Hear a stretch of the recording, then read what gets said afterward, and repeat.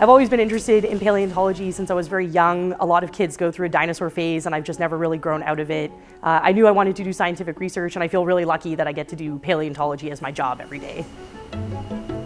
One of the things that I think is great about ankylosaurs is they have this really cool spiky appearance. They're covered in these special bones called osteoderms, which isn't something that we have in our bodies.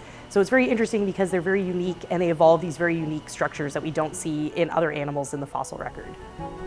I think one thing I'd really like people to take away from my research is that we still have a lot of unanswered questions, and paleontology gives us an opportunity to answer some of those questions in a sort of deep time perspective.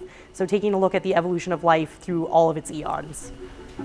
At the time of the dinosaurs in Alberta and North America, it was a time of changing climate and sea levels, rising sea levels, falling sea levels. So understanding how dinosaurs evolved in relation to those changing climates and sea levels might help us understand what might be in store for us as climate changes around us today. I try to communicate my research as broadly as possible, so I use social media and I blog. I also serve as a consultant on film, television, and video games as a way to bring scientific research into new audiences.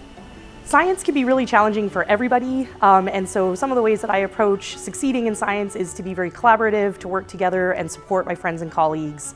And I'm also just very stubborn, which I think is a very good trait in a scientist. I hope that my research success will show that it takes all kinds of different people and approaches to succeeding in science, and I hope that it will inspire other people to keep pursuing their own dreams and ambitions.